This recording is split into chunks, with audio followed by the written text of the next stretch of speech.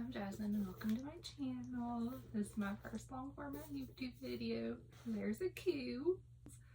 Luna is right here. I'll insert a picture of her because she is my baby.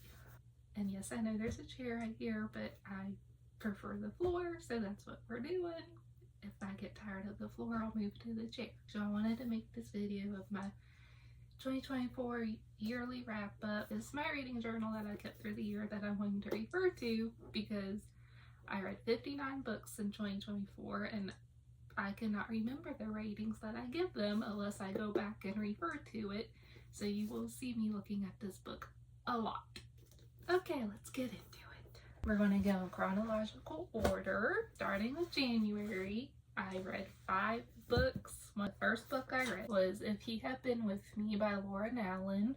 And this is a YA tragic love story between 2 friends who grew apart and came back together.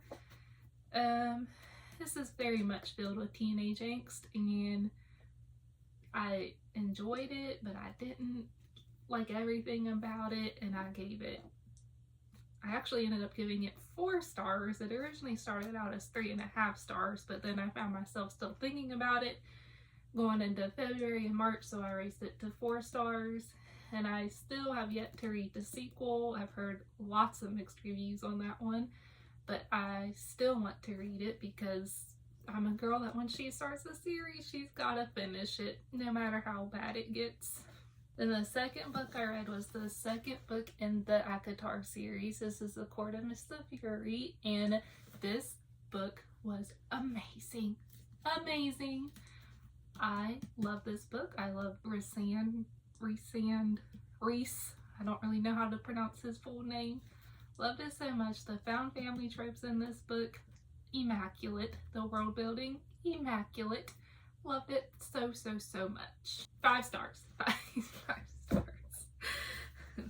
The third book I read was Vera Wong's Unsolicited Advice. I'll put it up here on the screen. I read it for a book club I'm in, and I read it on the Kindle, so I don't have the physical version. It's a cozy mystery. Vera Wong is a tea shop owner. She ends up coming down her stairs one day and seeing a dead body in her tea shop because she lives right above her tea shop. Sees somebody dead in her tea shop, and instead of not tampering with the scene, she decides to take the most important evidence from the scene and hide it from the cops. Sorry, Luna's looking a book in it. Luna. While she does that, she ends up finding all these friends along the way. They end up becoming like a little found family within each other because they all have their own things they're dealing with. I'm not the greatest fan of cozy mysteries, but I ended up giving it 3.5 stars. The next book was A Court of Wings and Ruin. A Court of Wings and Ruin. And love this book as well. The ACOTAR series is amazing. I encourage everybody to read it. It's so good. This was my introductory to romantasy and could not have picked a better series. Also, I had no idea the series had so much hype until I got into it.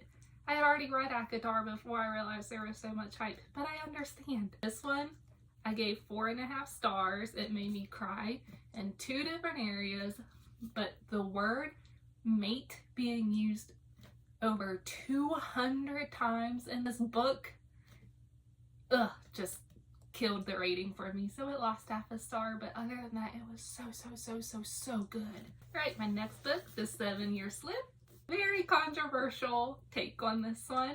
I get it. I get why people love it. I really do. I love the world building. I felt like I was in New York City as she was telling the story. It was so beautiful. Love the New York vibes. And I loved how it showed how universal grief is and how we all struggle with grief. But honestly, after I read this, I didn't think about it. The only time I ever think about this book is when I see people post about this book. Although Clementine and her nickname being Lemon, cutest thing ever. I gave it 3.5 stars. Now we're moving on to February, and let me tell y'all, I got sucked into a trilogy and it was so good. I got recommended it by one of my Books Again friends, and I'm so thankful she recommended it because I went down a rabbit hole with it. none other than A Good Girl's Guide to Murder by Holly Jackson. Love this series so much. Ravi and Pippa, so sweet. Love them so much together. I gave this one 4.5 stars because there is one part in this book that I was not happy about, and so it lost half a star simply because I didn't like one part in the book. So sorry, but it did. And the nickname Sarge, yes. And then I went straight to Good Girl Bad Blood. Loved it, super great. Wasn't as strong as the first one, so it got 4 stars. And then I went straight into As Good as Dead. This book took a turn, y'all. I did not see a turn coming. It was so dark and took the book in a completely different direction. And honestly, was not that big fan of the direction it went in. Except the ending. Oh, the ending on the last page. That kind of made up for it. So I gave it 4 stars. Next, I listened to the audiobook Finding Me by Viola Davis. An incredible audiobook. My first audiobook I ever listened to. I personally don't rate memoirs, so I didn't give any rating for it, but it is so good. She won a Grammy for her narration. That is how incredible her narration is of this audiobook. Highly recommend you go listen to it because it's amazing. I was like crying in the gym listening to it, and I'm sure the people thought I was insane, but so good. And then last in February, I read Bride by Ali Hazelwood. I'm a huge fan of Ali Hazelwood. I love her STEM romances. They are so much fun. This was her first introduction to paranormal romance, and I thought it was really good. Like, I loved Misery's sarcasm. Low was amazing. Obviously, there's that weird scientific talk about him not being fully human, and it's very odd, but I just choose to ignore that and try not to think about it. I gave this 4 stars. And moving right along to March, I read The Silent Patient by Alex Michaelides, I don't know. This was an amazing thriller. If you can't tell, I am an every genre reader. I love all genres. I'll find something I love about any of them. They're amazing. The thing that makes me not like a book is if the plot's too predictable, the writing style isn't great, or if I just can't vibe with the characters. That's really about it. I will read any genre, take any recommendation, you name it. I'll probably find something I like about it. Back to The Silent Patient. Gave this one 4.5 stars. It was so good. I knew there was a huge plot twist coming because so many people had said it, but they didn't say what it was. So I spent the entire time trying to figure out the plot twist. Like, the entire time I was reading the book. So instead of fully enjoying the book, I'm sitting here trying to figure out the plot twist before it happens. Y'all, I did not figure it out until one paragraph before it revealed the plot twist. Why is talking so hard? Why? Anyway, fantastic thriller. Highly recommend it. If you love thrillers with shocking plot twists, you'll like this one. I picked up A Court of Frost and Starlight. I understand a lot of people don't like this novella. They don't see why she put it in the series, but honestly, I loved it. I gave it 4 stars. Love the Christmassy winter solstice vibes. I thought it was such a great read after the emotional roller coaster of A Court of Wings and ACOWAR. Because I can't talk. I thought this was a great, slowing the pace down, getting ready for A Court of Silver Flames for Nesta's story. So 4 stars. Then I listened to Daisy Jones and the Six as the audiobook. Oh my gosh. I cannot remember who recommended that I read the audiobook, but thank you for that recommendation, because honestly, I don't know if I would have loved this as much as I did by listening to the audiobook. 5 stars. 5 stars. It was so good. And not gonna lie, I looked it up to see if this was a real band because it's told so well that I thought this was a real band and had to go look it up. And I'm not the only one, because I know there's others of you out there that did the same, so you're not alone. Next up, we had Sugarbirds. I read this on my Kindle, and it was another pick for my book club. Did not like it. 2.5 stars. Moving on. Okay, now we're moving on to April. Started with A Court of Silver Flames. Another controversial book. You either love this book or hate this book, and there's very, very few in between. I, myself, not a fan. That doesn't mean it's not a good book, though. I still gave it 3.75 stars. Like, I still liked it. But the spice, oh my gosh. For all you spice girlies out there, this book's perfect for you. For those who want the plot more than the spice, be prepared. It's a lot, but Nesta's relationship with the House of Wind, loved it so much. Here comes a cue. Let's see if he makes an entrance. Oh, there's Lena attacking him. There we go. Yep, they're my babies. They're my babies. I love them so much. Anyway, her relationship with House of Wind, amazing. The relationship she makes with Gwen and Emery, loved it. Them coming together at the end of the book and, you know, doing their thing, great. My only issue was how much spice there was, because I'm not a huge spice girly. Next up, we had Divine Rival. I read this on my Kindle, devoured this book. I loved it so much. The letters were amazing. They were my absolute favorite part of the book. Roman and Iris are such an amazing romantic couple. I loved it, loved it, loved it, loved it. Oh my gosh, okay, I need this book. He's standing on my book that I'm referring to. Next up, we had Demon Copperhead. This by Barbara Kingsolver. This is a book that is inspired by David Copperfield. I've never read David Copperfield. I have no idea what that's about. Only that this book inspired it. And this is an extremely hard book to get through, but it is one that I think is a modern day classic. So if you want to read a modern day, what does this say? Oh, it has a winner of the Pulitzer Prize. And it was Oprah's book club pick of 2022. Who knew? For those of you who haven't heard about this book, it's set in rural southwestern Virginia.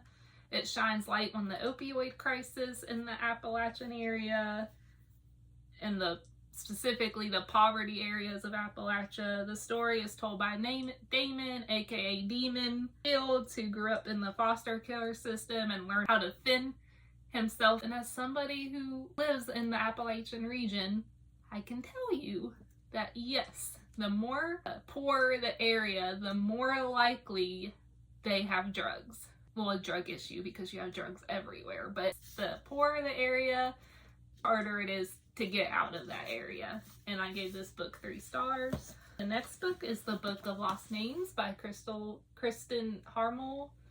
I had never heard of this author until this year. Well, most of these books I've never heard of till this year, actually.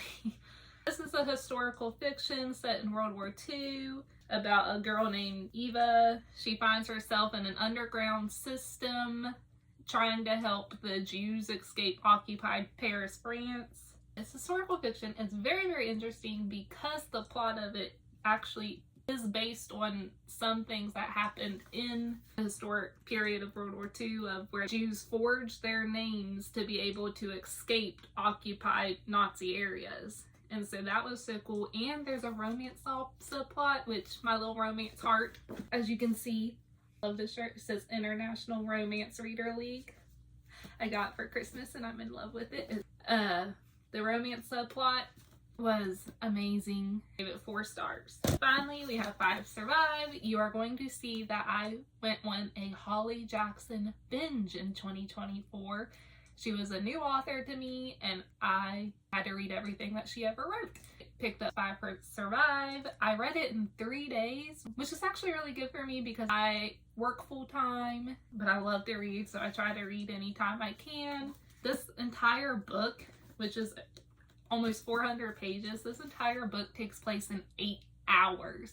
8 hours in an RV with 6 friends who are trying to travel to some vacation spot, and the only way for them to get out is to reveal their secrets. The only thing I didn't like about this was that the main character, Red, constantly refers back to something to do with the pattern on the window curtains and reminds her of something, and I mean, it's constantly throwing back into your face. Like almost every chapter, every other chapter is throughout the entire book, and we never get a reason why.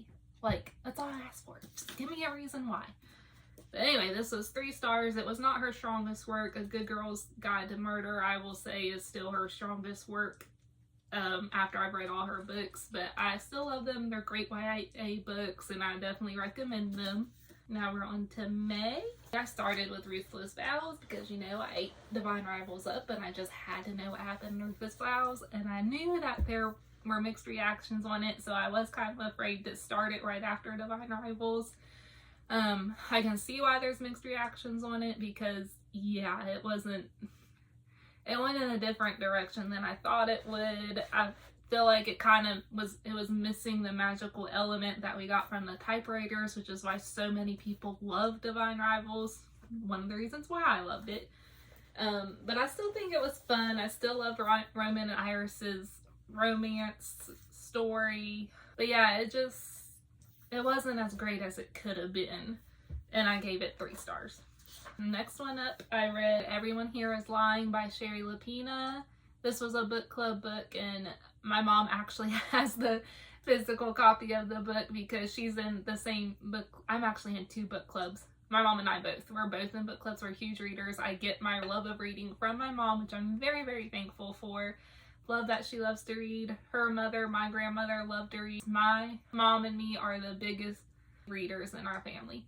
This was actually a very interesting read. It's about a 9-year-old girl who goes missing in the town, and that for the most part has always felt safe.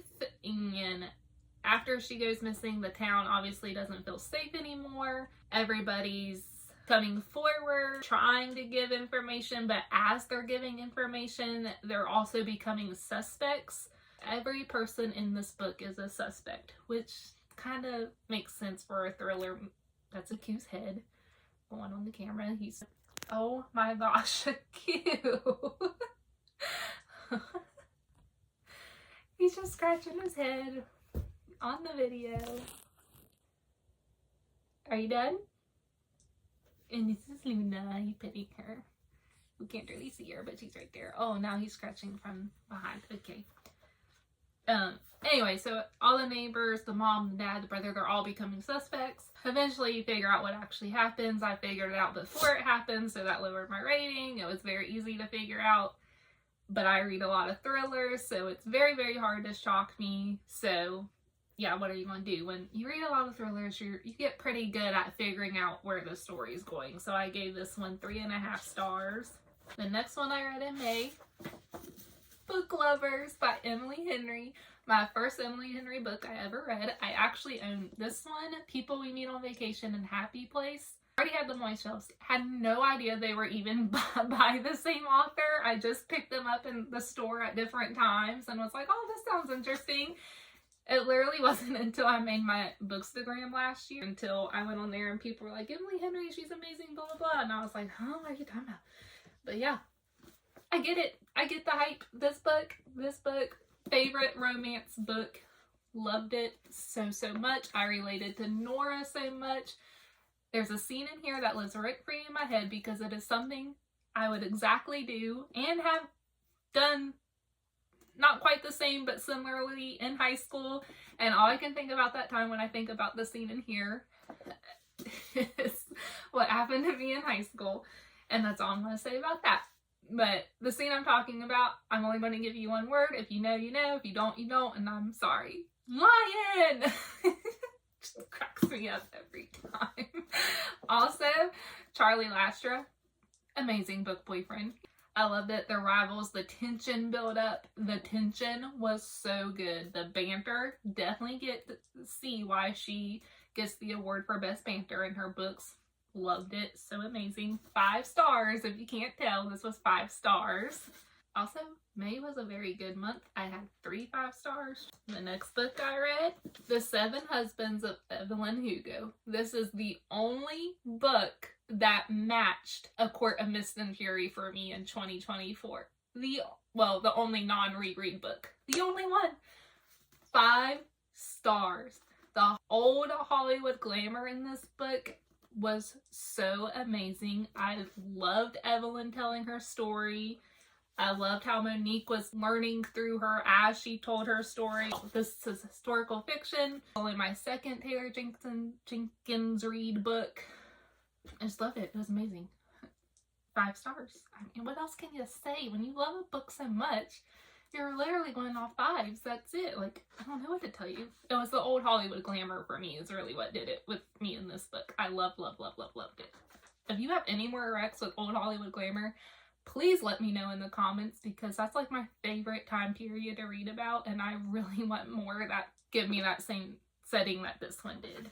Next up, I had The Marriage Lie by Kimberly Bell. I gave it, I shocked myself. I thought I gave it 3 stars, but this says I gave it 4.5 stars, which I'm really surprised by. Okay. Yeah, this book is after a plane crash claims her husband's life. Questions about his death surface as Iris Gifford follows a trail of cryptic clues to discover if Will was the man she thought she knew. This is a thriller. It has a really great pacing, amazing plot twists. I didn't figure out all the plot twists, but some of the main ones I figured out pretty early on, because I was like, you're not going to have a story if you don't go this route. So, you know, not to toot my own horn or anything, but I am pretty good at guessing this stuff. My husband tells me I should have been a detective. Sometimes I agree with him, because I really will not stop at anything until I figure out what is actually going on. So, you know, maybe in the next life. After that, I read A Flicker in the Dark by Stacey Willingham. This is called a lyrical thriller. I really don't know what a lyrical thriller is, but I can tell you that it was not my favorite. I gave it 2 stars. So yeah, the reason I gave this 2 stars is because it's so slow. The plot was so easy to figure out, and it's just literally just 350 pages of this girl just being sad about her life. Well, she's sad about her life because she's the daughter of a serial killer. I should probably mention that. And a copycat serial killer has came back 20 years later, and so, you know, that would stir some things up. So yeah. Anyway, 2 stars, moving on. Okay, next, Falling by T.J. Newman, another new author to me this year, also recommended to me by a Books Again friend, who I'm so thankful for. This book was amazing. This is one that I read in one day. I read this in 1.5 days because, you know, work and all. I gave this 5 stars, and this is her debut novel. Like, come on. Literally, I'm just going to read the back of this because it's literally what I wrote in my journal. So just let me read it off here, because I do a terrible job of giving summaries. I am so sorry. I don't like to spoil things for anybody, so I just go straight into my opinions, and that's that. I'm so sorry. I'll try to get better at it as I move on. Okay. You just boarded a flight to New York. There are 143 passengers on board. What you don't know is that 30 minutes before the flight, your pilot's family was kidnapped. For his family to live, everyone on your plane must die. The only way the family will survive is if the pilot follows his orders and crashes the plane. Enjoy the flight. So, yeah, this on the edge of my seat the entire time. I could not put this down. I literally only put it down because I had to go to bed so I would wake up and not a grumpy mood for work the next morning. 5 stars, amazing. Go out and buy this. It is an incredible fast-paced thriller. Hold on, lost my train of thought. Oh, The Marriage Lie. For some reason, I don't have The Marriage Lie. I have it in one part of my journal, but not the other part of my journal, and it keeps throwing me off. Then I read The Marriage Lie by Kimberly Bell, and this is the book. No, I've already talked about this. What is wrong with me? This is the book I was looking for. Hold on, I cannot keep my book straight. I'm going to put this up here because I cannot figure out when I read this book. I started The Invisible Life of Addie LaRue May 29th, 2024. But I didn't finish it till July, so I'm going to put it in the July section. So moving on to June. After I fell in love with Book Lovers, you know I had to hop on the train and get Funny Story. Even though Book Lovers was the only book I had ever read by Emily Henry up to that point. But, you know, I had to get Funny Story because that's what romance girlies do. This book, loved it. Banter, fantastic, as always. Well, who am I to say? I've read one Emily Henry book at this point. I'm going by everybody else's reviews. But loved it. Banter, fantastic. Miles, love Miles. He is the sweetest. the fact that he would remember her coffee orders, to get her food. He came to the library that Daphne worked at and supported her. Just, I love book boyfriends who support their significant other even before they're actually a couple. It's like my favorite thing in the world. So I love that. Love that so much. I gave this 4.5 stars. And I think the reason I gave it 4.5 stars is just because I don't think anything will ever compare to Book Lovers for me, but I still have a few more Emily Henry books that I need to read. So we'll see. Well, I still need to read People We Meet on Vacation and Happy Place. They're the only two I haven't read yet as of this video. So we'll see if any of those will top Book Lovers, because so far nothing has. Next up, I listened to Fourth Wing. I actually listened to the graphic audio version. I got this as a trophy shelf because, you know, I'm a basic book girly. That's what we do. So honestly, I don't think I would have enjoyed this book nearly as much if I hadn't listened to the graphic audio version, because that experience was phenomenal. Graphic audios advertise themselves as a movie playing in your head, which, you know, that's what happens when you read. You're reading and you're viewing a movie in your head, right? Okay, graphic audios take it to a next level. They have sound effects, they have music, they have, I mean, it's just, it truly is a movie playing in your head. I listened to it every day when I took my daily walks. I would listen to it. Like, it got me excited to go on my walks. I just ate it up. Also, I'm currently reading Iron Flame, and I don't have the I don't have the graphic audio version available to me, so I'm reading it on my Kindle slash, that's Lena. I'm reading it on my Kindle slash audiobook. No, that's wrong. What is wrong with me? I'm reading it on my Kindle slash physical book. There's the word. That's what I'm looking for. And I'm already so sad because, you know, the main thing that I'm missing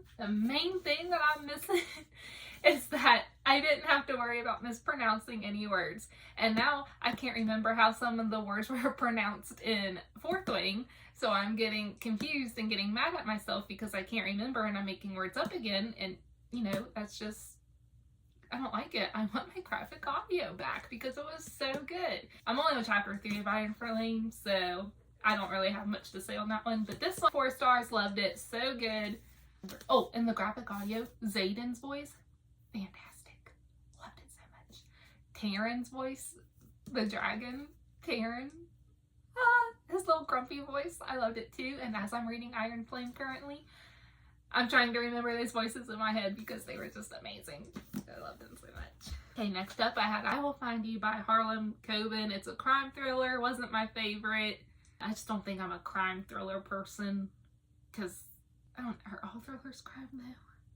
I don't know. It might have been the writing style. Who knows? I gave it 3 stars. It's about an innocent father serving life for the murder of his own son receives evidence that his child may still be alive and must break out of prison to find the truth. So he figures out how to break out of this prison. Everybody's chasing after him as he's trying to figure this out. Oh, one of the reasons I like this book is because the child in the story has a noticeable birthmark somewhere on his face, and I, as you can clearly see, have one too. And then honestly, I had never in my life seen somebody with a birthmark like mine, like this purplish tint, until I was in college. Next up, we had The Lost Bookshop. I read this for my other book club. I fell in love with this book and this story. I gave it 5 stars. Honestly, I think it was just a right time, right place kind of moment. I don't know if I would still do that, but at the time, I loved it. Magical realism, historical fiction, book lovers, dual timeline, magical tale, self-discovery, and bookish treasure hunts that spans 2 timelines moving from London to Paris to Dublin, Ireland. It gave me, the magical realism part of this gave me Evelyn Hugo vibes, so that kind of was amazing for me too. Alright, coming in July, I read The Reappearance of Rachel Price. I bought this simply because it was a signed copy, and it was honestly one of the first ones available at my Target, so that's why I bought this one, and because I really wanted to read it, and I really enjoyed it. I gave this one 4 stars. I know some people don't like it. They think it didn't. I really don't know why people don't like this one, honestly. I think it's stronger than Five Survive, but then there's other people that love Five Survive and didn't like this one, so I guess it really just depends on your taste. If you like Holly Jackson, you're going to like this. Next up, my favorite author of all time. I have read every book of his except for his new one that came out, his new short story called My Answer Is No. On Kindle, I haven't read that one yet, and the new one that comes out in June 2025, I am so excited for that one, because literally Frederick Bachman, my favorite author ever. Love them so much. A Man Called Ove, Anxious People, Beartown, love them all. Amazing. Anyway, this one is called The Deal of a Lifetime. It's about a man who sacrificed his family in the pursuit of success, and he encounters a courageous little girl in the hospital with an uncertain future, finds he has been given the unexpected opportunity to make his life mean something. And this book is so good. I didn't give it a rating because it is so short. It's under 70 pages. But y'all, in 65 pages, this book had me emotional. That is how great of a writer he is. If you love emotional writing for just mundane things of life or just life meaning in general, you will love Frederick Bachman. He's amazing. I will never stop saying how amazing he is. Just gonna have to deal with it. I'm sorry. Love him so much. And on that topic, I read the other book I hadn't read by him in 2024. And this is Things My Son Needs to Know About the World. This book is so funny. It's literally essays that he wrote to his newborn son. At the time, maybe newborn son, but I think it spanned over years because you can see that his son is growing up a little bit in this book. But it's literally just him writing essays to his son, and they're all super funny about the mistakes he made in fatherhood. Maybe we shouldn't have done this, maybe we shouldn't have done that. His humor really shines through in this book. Again, no rating because it's technically a memoir and I don't rate memoirs. It's under 200 pages, so it's, if you want a quick read, if you're trying to meet a reading goal, you can easily pick up this book and do it. Next up, I read the last book that I needed to read by Holly Jackson, which is Killjoy, which is considered a prequel to A Good Girl's Guide to Murder, but you don't have to read it in that order. I had never even heard of this until somebody told me about it, and so I ordered it and read it, and it's good. I feel like it shows you Pip's mindset of not being able to let things go a lot better. Oh, here, this is what I wrote. The attention to Pip's hyper-fixation on details, a great characteristic that you see in A Good Girl's Guide to Murder. Good grief. A Good Girl's Guide to Murder trilogy. So it's fantastic at showing you her hyper-fixation on something until she has the answer. I feel like you get a better understanding of her character if you read this book. I gave it 3 stars. Next up, we have Frenemy Fix Up by Yara St. John. I don't know if I pronounced your first name right. I'm so sorry. This is a Harlequin novel. I do not read Harlequin novels. I read this one because this was a blind date with a book, and I never would have picked this up myself if I'd seen it on the shelf, simply because it says Harlequin novel right on it. I'm not a Harlequin person, and the reason why? The spice. I'm sorry. I can handle a little bit of spice. Yes, Ali Hazelwood. I love Ali Hazelwood. Love her romances, and I know she has spice in them. They're actually the first, like, The Love Hypothesis was actually the first book I read that had spice in it, and I was so shocked. I didn't know that books had that in them at the time. Hello, Luna. And so I was actually very shocked about it, but it's like I can handle a little bit of spice, like 1-2 scenes, I can do that. This one got a little bit more than 1 to 2 scenes, but it's nice, and it's actually in a interconnected series, I think, because there's other books about the friend group in here. Like this one is specifically about Shay Davis, who's here on the front cover, specifically about her and her I don't know what she's smelling. So it's specifically about her and her yoga business and her romantic life. But I think it's a group of 5 friends, and each friend has a different book. And so there's another book coming out with her other friend. So that's nice. If you love Harlequins, I think you would like this. It's very cute. I gave it 3 stars, so like I enjoyed it. It's just not my go-to. Next up, so sorry I can't get that sticker off. I read Britney Spears' memoir, The Woman in Me. I listened to this as an audiobook. This audiobook is around 6 hours long. Listen to it in one sitting. Is it setting or sitting? I listened to it in one sitting. If you can't tell, by my huge Hedwig up here and the ukulele, and all the other little Legos that you might be able to see, like there's BrickHeadz right up there. I have more higher up on the shelves. I love building Legos. My husband and I both, we love Legos. We collect them, we build them, we love them. I listened to this audiobook in one sitting while building a Lego set. Yep, it's that good. This is so good. If you love Britney Spears, or if you were fascinated with the story about her overcoming her conservatorship, like, you would like this book. I personally was happy that I read it as the audiobook. I actually did try to read this as the physical book first, and I couldn't get into it because it's like a stream of consciousness, and I couldn't follow along. But when I listened to the audiobook, it was so much easier for me to follow along for some reason. And the girl that narrates it, she actually sounds a little bit like Britney Spears. So that was really cool. Like, I think the prologue actually is narrated by Britney, and then the rest of it is narrated by the voice actor. But she did a fantastic read, and it's really cool. So if you're interested in memoirs or pop culture, or learning more about the conservatorship, like I said, because a lot of this is in here, and how her family treats her, then definitely recommend that you pick this up because it's very good. I really enjoyed it. Again, memoir, no rating. I don't rate anybody's life. I just find them very interesting and love learning about everybody else's life. So that's why. Next up, I read The Rules of Convenience on my Kindle.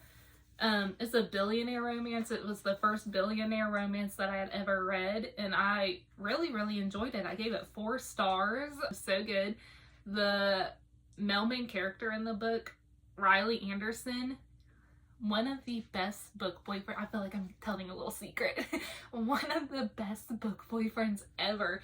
If you want a fantastic book boyfriend, you want to read about Riley Anderson. It's also about Amelia Thatcher. They both come from extremely well-off families. It's a debut novel by H.L. Munn. I think it's a contemporary romance, if I'm not mistaken. I just wrote down romance, but I think it's contemporary.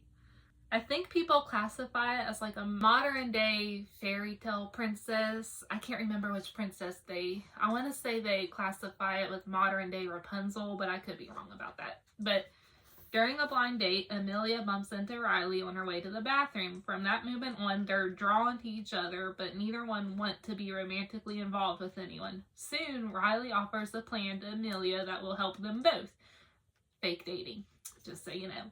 When their goals and feelings become mixed, things get complicated, which, you know, is what always happens with the fake dating trope. But I eat it up every time, so there you go. It was so good. 4 stars, loved it. Next, I read my 3rd book by Emily Henry Beechread. Again, great book, great ranter, really liked it. I gave it 4 stars. It was actually, at the beginning, hard for me to get into. I don't know why, the beginning kind of put me off, but once I was like maybe 50 pages in, I was good to go. Read the story right up. January and Gus, really good representations of real life people. I personally related to January's grief over losing her father very much because I lost my father.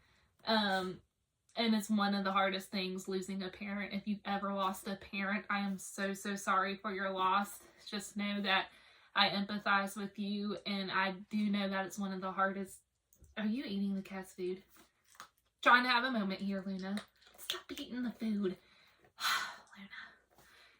But yes, it's literally losing a parent is one of the hardest things to ever go through. I've lost my own father. That was extremely hard. I had a friend that lost her own mother 3 weeks after my dad passed away. Hardest thing ever. Like, before I start crying, I want to move on because I'm going to start crying if I keep talking about my dad. So there we go.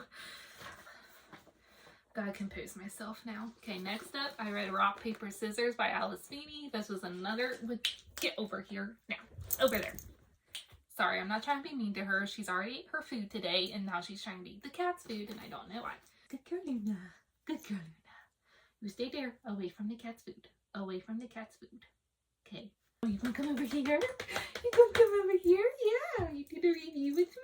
Oh, this is Luna. Isn't she so pretty? She's my baby and I love her so much. Anyway, I read Rock, Paper, Scissors by Alice Feeney. This was another recommendation from Bookstagram. And you want a thriller that shocks you, that downright shocks you, she's eating the cat food again. You want to read this book. This was insane. Y'all, when I got to the plot twist, this was me. This reenactment, this was me. What? And then I went back to the beginning and flipped through the chapters to see if I had missed anything. I didn't miss anything. I'm just an idiot. Now that I know what the plot twist is, I can go back and be like, oh, I can see how somebody would guess that. But at the time, you're just feeling it. You're just feeling the book, the vibes. You're all in and being all spooked out in this isolated Scottish mansion type Snowden thing.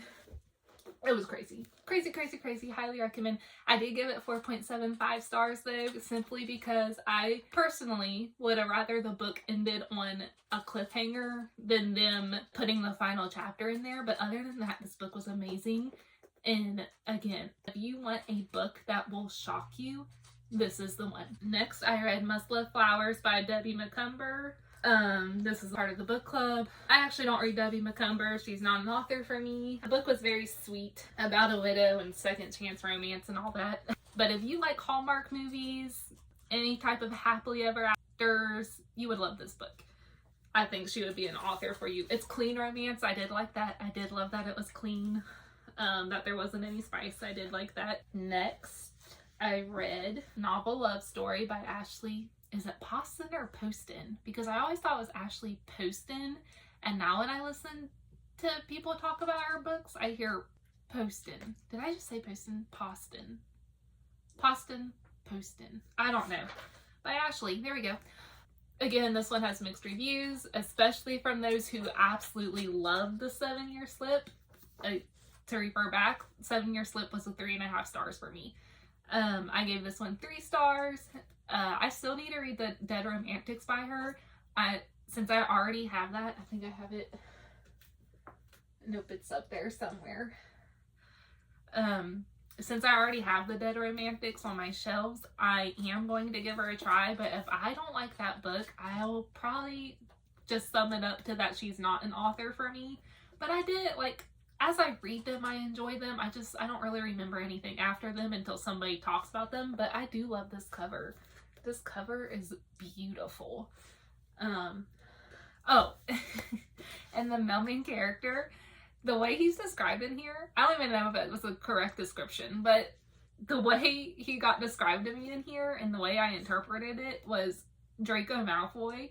So literally I continued reading simply as if the character was Draco Malfoy. So that was pretty cool. I read one book in August because I had entered a reading slump after reading so many books in July, which I knew might happen, but because I read so many, I put myself in a reading slump. And so I read Carrie Soto Is Back by Taylor Jenkins Reid. I did this as a buddy read with one of my friends over on Bookstagram, and it was so much fun doing a buddy read. If you've never done a buddy read, I would highly recommend that you find a friend and do it with. It doesn't have to be an online friend. It can be it's probably more fun with a friend in person than online, honestly. Luna, I'll be right back. I'm gonna have to go get her own food because she's just eating the cats up and I can't do that.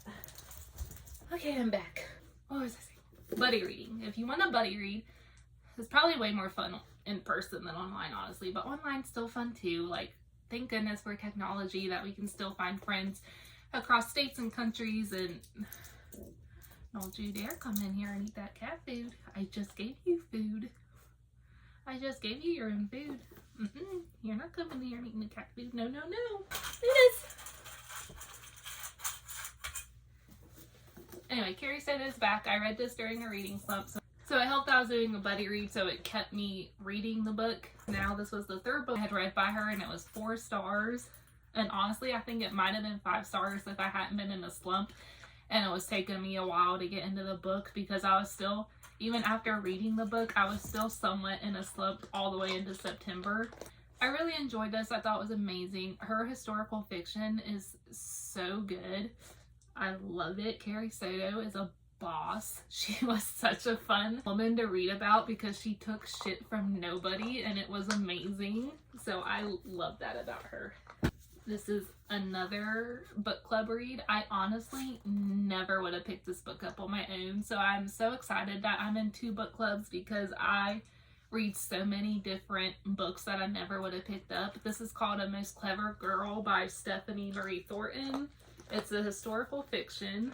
I feel like I found out this year that I do like historical fiction. This one's 3 stars, so while I enjoyed it, it wasn't my favorite one I read this year. This is based on a true story, so that is very cool. Catherine Gay shows up on Elizabeth Bentley's doorstep demanding answers about her family's shocking secret. But as Elizabeth tells her story, Catherine becomes engrossed in her tale and learns that they have more in common than she realized. So it was really cool listening to Elizabeth's story.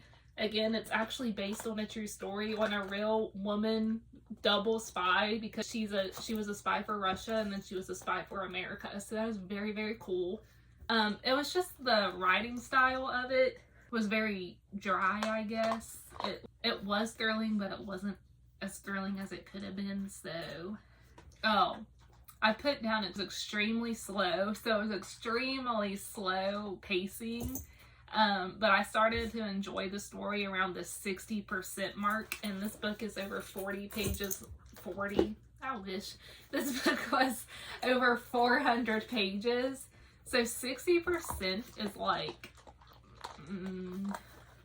like this much left. Like, I had to read this much to get to the part that I enjoyed. So that tells you how slow it was. Next up, we have Daisy Darker by Alice Feeney. Again, plot twist shocked me. I don't know how, but it did. I listened to this as an audiobook as well, so maybe that's why I couldn't see, like, I could only listen. I couldn't see the clues in writing. Sometimes I feel like I'm better about figuring stuff out if I can go back and refer to what's already been said. And she narrates the entire book. Daisy Darker does. She narrates the entire book, and she talks like she's so much older. So when I found out her real age, I was just like, what? And then you get to the shocking part. There's one part that did not shock me. I did see that coming, but then like so much chaos ensues that you can't help but to just like figure it out, because you're like, what in the world? But anyway, thriller, shocking twist. I gave it 4 stars. I'm telling you, if you want an author that's amazing at thrillers, that is great at shocking you with her plot twists, it's Alice Feeney. This one and Rock, Paper, Scissors are the only 2 I've read by her so far, but I want to read all of her books. Like, that is how much I enjoyed her books. I want to read all her backlog of books now. And then I read The Very Secret Society of Irregular Witches, and this is the book that got me out of my slump. I love this book so much. I originally gave it 4 stars actually, and I just upped it to 4.5 because I still think about Mika and Jamie. They are literally the epitome of grumpy sunshine. It's so funny. The little girls in this book is hilarious. It's just such a cozy read. And I had never read anything by this author, Sangu Mandana. The characters are so quirky, but they're done in such a fun and entertaining way that you can't help but love them. Like, I loved all the characters in this book. It was just so much fun. So just amazing cozy vibes. Definitely read this if you want some cozy vibes or grumpy sunshine. It has the found family trope too, which is really fun. Next up, I read Cackle by Rachel Harrison. Not a fan of this book. Did not enjoy this book. Literally, my review of this book was the best part of this book was the pet spider. So if that tells you anything, I gave this 2 stars. Honestly, I don't know. I didn't care for the characters. I didn't like the way things were going. It's weird. It was literally the weirdest book I read in 2024. So 2 stars, moving on. And next up, I actually read an advanced reader's copy, so an arc of Wooing the Witch Queen by Stephanie Burgess. It's a fantasy romance. It's about Queen Saskia. Let me just read what I wrote. Queen Saskia is the wicked sorceress everyone fears. Felix is running away from his terrible family, and the only place he can think of for refuge is Queen Saskia's kingdom. When he arrives, Saskia mistakes him for a dark wizard she needs to hire to sort her library. With Felix's identity concealed, because it's concealed because he wears a mask, as a dark wizard does, romance and betrayal ensues. I enjoyed this book. It was very, very fun. But I also learned that I don't actually like being an ARC reader. I know, shocking from somebody who loves to read, but after I read the book, I was so scared to post my review because I was like, what if I'm making the author feel bad? Like, they haven't even got to release their book yet. Like, I would much rather review a book that has already been published and is making money from their book, whether people love it or hate it. Like, I would rather do that than read a book that hasn't even been published yet. Because doing the reviews, and I know you do the reviews and they give you it in exchange for your honest reviews so they can get the word out there and that their book's coming up and everything, but I can't. I feel so bad. I don't know. Maybe it's just me. Does anybody else feel like that? I feel like I'm just being a weirdo, but whatever. But I did really enjoy the book. I gave it 4 stars. It's very good. I felt like the ending was very, very rushed. Like, they finally got to the actual, like, big part of the book where, like, actual action starts happening, and they resolve it in 2 chapters. And I was like, seriously? We have spent 75% of this book just building up the romance and all these politics for us to have it figured out in 2 chapters. Like, come on. That part I didn't like, so that's why I got 4 stars. October, I read, not this one, sorry, started it too soon. I read The First Lady by James Patterson. Again, not one of the authors I actually read. This is the first and only James Patterson book that I've ever read and actually finished. So that's good. It's about a Secret Service agent, Sally Grissom, being put on a task to retrieve the First Lady because she goes missing after the president's affair is exposed on television. And so she gets tasked to go find the agent, but there's somebody on the inside of the White House that does not want her to find the First Lady. So you're like kind of going through all their things, trying to figure it out. So like the person on the inside is hiring somebody to follow the agent, and the agent is trying to do this, but like figuring out that there's somebody on the inside. So there's all these layers to it, which made it kind of interesting. But again, I'm not a big fan of his writing, but I did give it 3 stars. It was good. The pacing was very fast. So if you like fast pacing and wanting to solve a layered mystery, then you would probably really enjoy this. Next, I read Listen for the Lie by Amy Tintera. I listened to this as an audiobook. I'm very glad I listened to it as an audiobook because the podcast portion of this book has a different narrator. Like, I think there's 2 narrators in this book, and so that was fun to like be reading the book and then hear the music where they're going into the podcast, so like you could immediately switch to like, okay, we're in this part of the book now, and then it would do the outro music and you would go back to the timeline that was actually happening. The only issue with this book is that the story in the present timeline, it's in the present timeline, but everything that they're trying to figure out happened 5 years before, so it will go back to the past timeline in 5 years, and that was kind of hard to follow in the audiobook because, I don't know, I struggle with keeping up with timelines like that, and so, but it's still very good. There's a subplot of romance, which, again, love, and the main character, Lucy, is the lead. Now I'm just going to read the summary because I can't. What would you do if you thought you murdered your best friend? Okay, so 5 years earlier, Lucy and her best friend Savvy were at some wedding. Savvy ends up getting killed, but in the process, Lucy has head trauma, and so she can't remember anything that happened that night after she receives the head trauma. So everybody in her town accuses her of killing her best friend because she was the one that they found around Savvy and she was covered in blood. So, you know, they just jump to conclusions as one does. And so she had actually moved away from her hometown and everything. But then Ben Owens, the male main character, is a host of his own podcast called Listen for the Lie, and is determined to find out the truth of that night. In doing so, he gets Lucy, the lead witness, to tell her side of the story for the first time ever. So that is why she comes back to her hometown, is to tell her side and to figure it out. And it's very good, somewhat twisty. Like, the people that come on the podcast, they dive more into things. They have that moment of like, oh, I shouldn't have said that and stuff like this, and then trying to cover up their tracks.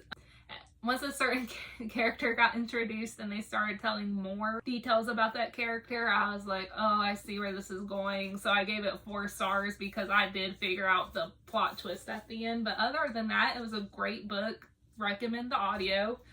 It was very good audio. Like I said, I love the podcast being different. Next, I read Small Town Big Magic on my Kindle. It's part of a series.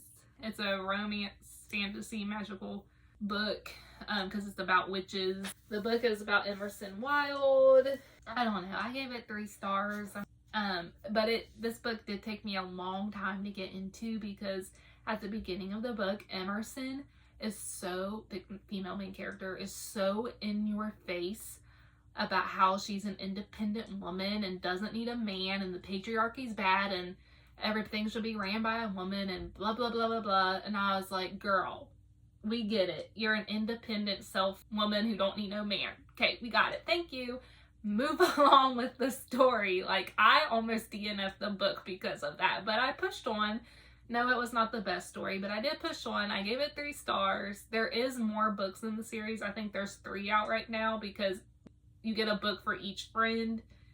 There's at least 5 friends, maybe 6. The second book is actually her sister's point of view, which I do want to read because the sister is not seen very much in the first book, but her story seems like it would be better. And the girl that recommended this book, she even said the second book with the sister point of view is better, so I would like to read that one. Next, I read Friends, Lovers, and the Big Terrible Thing by Matthew Perry, which is his memoir.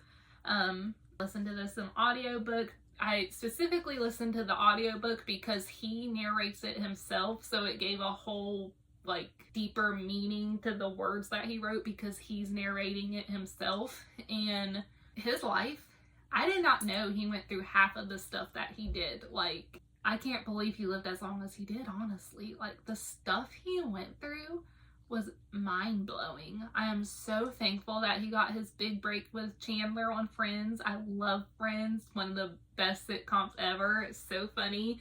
And as he's narrating the audiobook, he literally tells you in his own words that, like, I was not acting Chandler, like, I am Chandler. Like, and he'll give specifics of his life of like how he did use sarcasm and funny, quick-witted jokes as his defense mechanism. Like, that was who he was. Like, it's insane. Like, you just have to read the book. You have to read the book.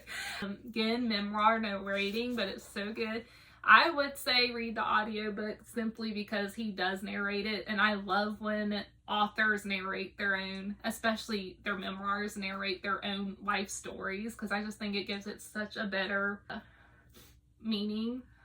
Sorry, I have allergies, and we're on day 4 of snow, and I'm so over it. And in November, I read Beartown by Frederick Bachman. This was my only reread in 2024. I actually very rarely do I reread books, but for some reason reread it.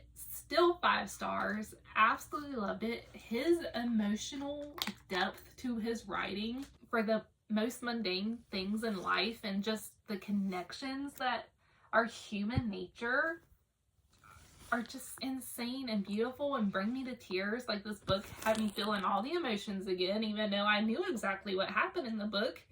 Still felt them all the same. Didn't matter to me. Every character was my best friend. Loved it, loved it. 5 stars. Will can reread. Gil. The Q knocked over the iPad because that's what I'm using to read. Why can't I sit correctly? So it's a different camera angle. Sorry about that. I've lost my train of thought and I'm so sad because I was on a roll with this one.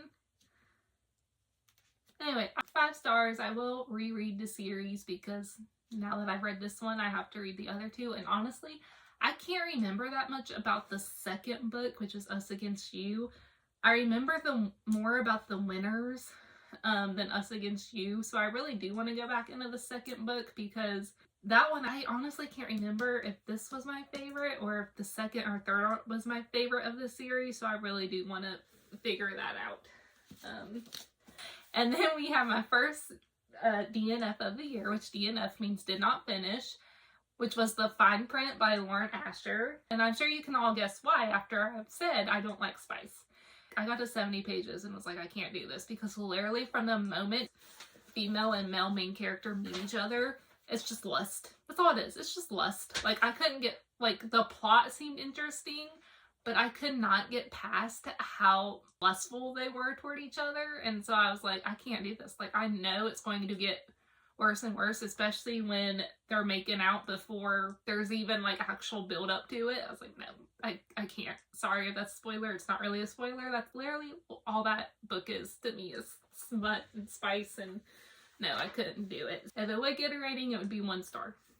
But I didn't finish it, so I don't feel like it's fair to give it a rating. And then I read Nothing Like the Movies by Lynn Painter. This is the sequel to Better Than Movies. Better Than the Movies was one of my favorite reads in 2023. It's one of the best YA romances I've ever read. I know people say that this... He's going to knock that off again. You better not, Q. People say that this book didn't need to be written, which honestly, I guess it didn't need to be written, but I loved it. I ate it up. I thought it was great. Liz and Wes are in college. Life has happened to them. They're in a different place in their lives and they're trying to figure out their new selves, because honestly, when you go to college and you enter your 20s, like, you do become a different person than you were in high school. So I thought this book was done very, very well. I thought it was very realistic to the time period that they were in. I thought it was great. I gave it 4.5 stars. I have heard that people say if you love Liz from Better Than the Movies, like absolutely love her characters, to not read this book because her character, not the same. That's all I'm going to say. Not the same.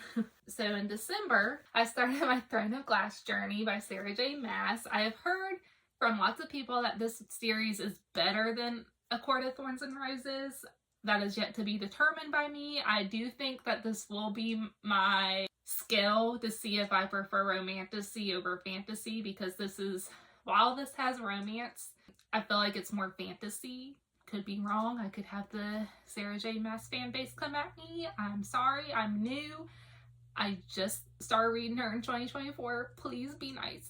But yeah, anyway. I gave this 3.5 stars simply because it is the introductory to the series. I didn't want to give it like super high rating because 1, I don't think it deserves 5 stars. 2, I know the series is going to get better because it did with ACOTAR, and this is an 8-book series, so like that's a lot. So I'm trying to like let it build up. 3 stars, 3.5 stars. Selena Sardothian, I think is how you say her name, is amazing. I love her character and her smart aleckiness. And then I went straight into Crown of Midnight. I gave this one 4 stars. I thought it was done very, very well. Felt like I could feel the story like getting higher stakes. And well, I kind of guessed the big thing that was happening because of how they were describing a certain character. So I kind of guessed the ending, but the way it ends still was like, oh my gosh, I cannot wait for the next book because it is about to go down. So like, I am so excited for the next book in the series. I don't say much about this because I know most people have read it and I've done a terrible job of giving summaries of these books. So sorry, I will try to do better in my next video. But yes, 4 stars. Well, I didn't finish this in December, but I did start this in December and finished it in this month, January 2025. Reading this third, bad idea. I had no care for this book after the ending in Crown of Midnight. Should not have read it third, but I'm somebody that reads in publication order, so that's what I did. I wish I would have started it first. I really do. I would have cared a lot more, but because I already knew the first two books, and the biggest part in this story is revealed in the second book. The beginning is very, very slow. I didn't like it. Once it gets to the middle, I liked it. It got better, and then, but I say read this first. Read it first. I read Every Note Played by Lisa Genova. Again, another book that I never would have picked up if it hadn't been for book club. Then I ended up giving it 3.5 to 4 stars. I still haven't actually made up my rating on it. It's about Richard, who's a world-renowned pianist who is diagnosed with ALS, which, if you don't know, is a debilitating disease that works its way through your body, and I don't know everything about it, but the way it's described in the book is like he loses every muscle function in his body, and like he can't do stuff. He can't move or anything. Karina, his ex-wife, ends up caring for him as his disease progresses because he can't live by himself anymore. He can't play the piano. Like, his entire foundation, whatever you want to call it, is being taken away from him by this horrible disease. And so she cares for him through it all, and it's very emotional, but does an amazing job of portraying like somebody that would go through that scenario. And the writing was great. Like, it just had me keep reading. Like, I couldn't stop. Like, I just kept going and going and going. Like, I loved her writing style. It was fantastic. I gave it 3 stars if I didn't tell you that already. And then my last read in December was The Midnight Library. And again, I know that this one has mixed reviews. I've had it on my shelf for 2+ years. Finally read it. I loved it. I thought it was great. I gave this 4 stars. I thought the writing was fantastic. I really loved how the Midnight Library is a representation of like the afterlife and what happens between the life and death like moment. Like, I thought that was so cool. I did not realize that this was a book about philosophy and life choices and what ifs, but I loved it. I thought that was such an interesting concept, and especially as somebody that asks what if all the time. Like, what if I did this? What if I did that? Like, how would my life look now? How would it look if I had done this? Like, I thought that was so cool, and I love seeing a character being able to see like what would happen if she had made her other decisions. Like, I thought was great and gave it 4 stars. I did read this in 2024, but for some reason I forgot to put it in this journal. I don't know why. I don't know when I read this, what rating I gave it, but this is My Darling Husband by Kimberly Bell, and this is the one that I read in 24 hours. I could not stop. Like, her writing is so fast paced. I read it so quickly. I think I gave it 3.5 stars, simply because the plot was a little bit predictable, but like I said, I don't have any notes, so I don't quite remember everything that happened. Thank you so much for watching.